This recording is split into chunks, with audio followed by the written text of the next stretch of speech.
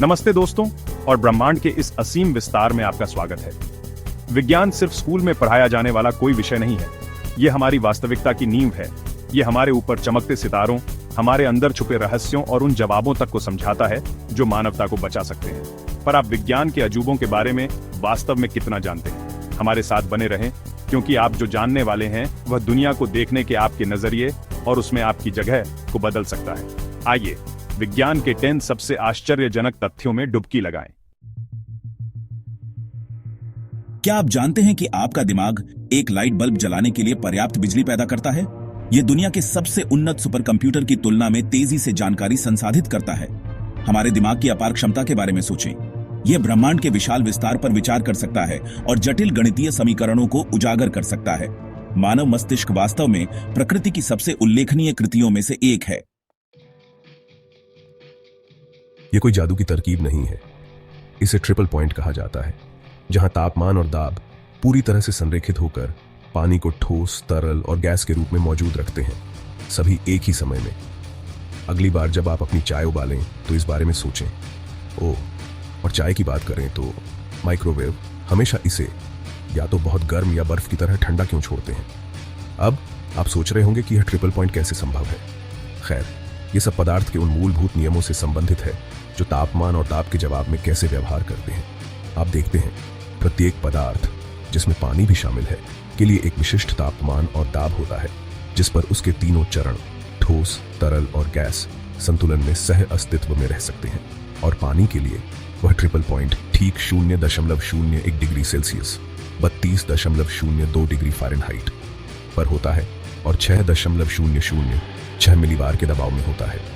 तो अगली बार जब आप अपने गर्म पेय का आनंद ले रहे हों तो ब्रह्मांड के उन छिपे हुए अजूबों पर एक क्षण के लिए विचार करें जो हमारे चारों ओर हर समय घटित हो रहे हैं।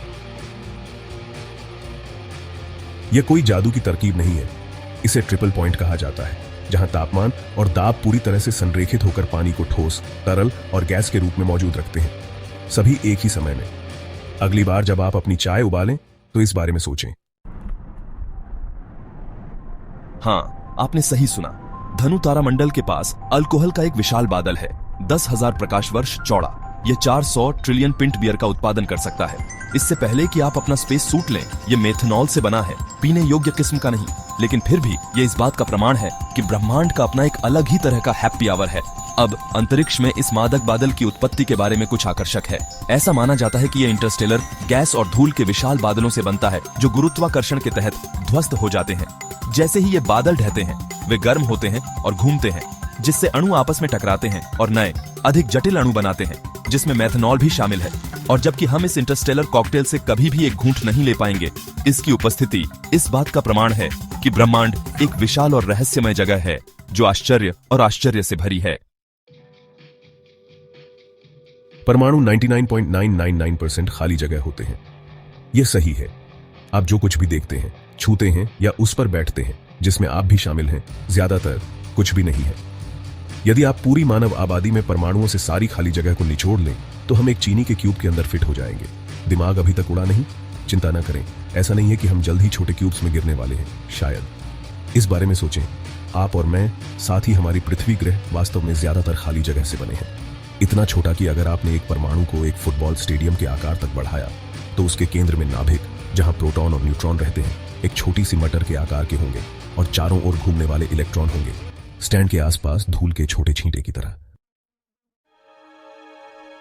सूरज और भी गर्म होता जा रहा है और यह पृथ्वी के लिए बुरी खबर है।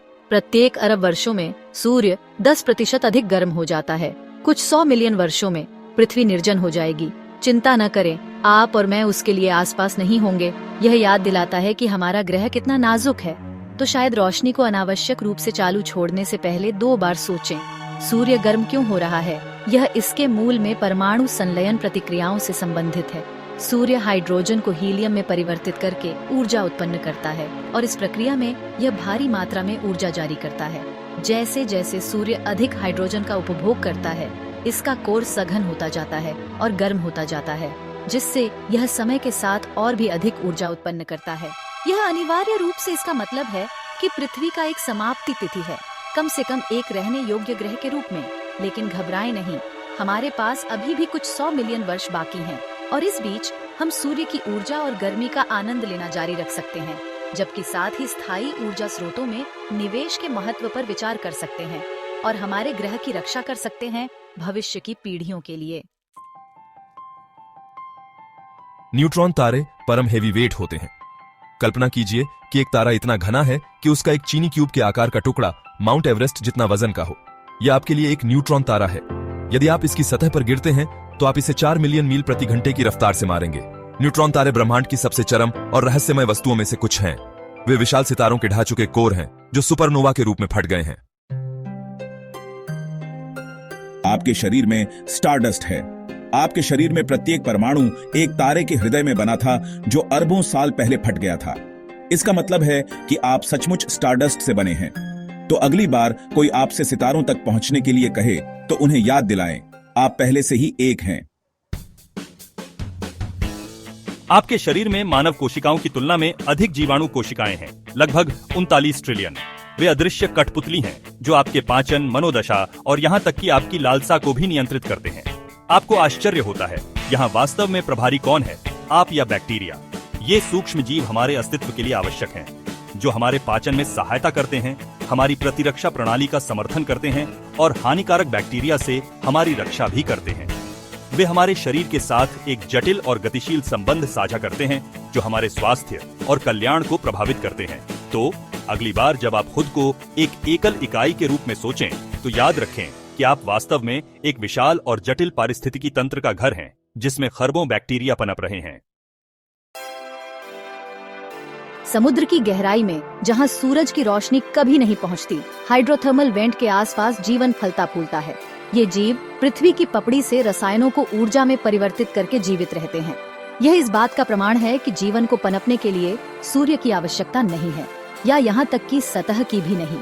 क्या इसका मतलब यह हो सकता है कि एलियन जीवन समान चरम वातावरण में मौजूद है?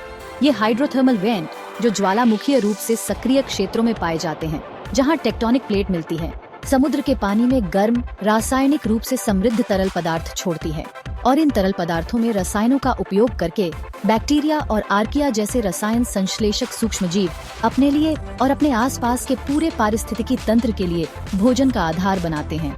इस खोज ने वैज्ञानिकों के जीवन के बारे में सोचने के तरीके में क्रांति ला दी है और हमें इस संभावना के लिए हमारी आंखें खोल दी हैं कि पृथ्वी पर जीवन उत्पन्न होने के तरीके से कहीं अधिक कठोर और अप्रत्याशित परिस्थितियों में जीवन मौजूद हो सकता है। कुछ वैज्ञानिकों का मानना है कि ब्रह्मांड एक कंप्यूटर सिमुलेशन हो सकता है। हर परमाणु, हर आकाशगंगा, यहाँ तक कि आप भी बस कोड की पंक्तियां। कुछ भौतिकविदों का तर्क है कि इसका समर्थन करने के लिए गणितीय प्रमाण है। लेकिन अगर हम एक सिमुलेशन में हैं, तो इसे कौन चला रहा है?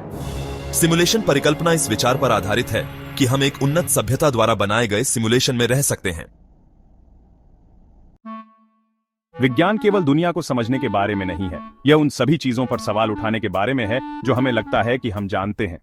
अगर इन तथ्यों ने आपका दिमाग उड़ा दिया है तो कल्पना कीजिए कि और क्या खोजा जाना बाकी है। विज्ञान की दुनिया में मन को झकझोर देने वाली और भी यात्राओं के लिए लाइक, शेयर और सब्सक्राइब करना ना भूलें। अगली बार तक जिज्ञासु बने रहें।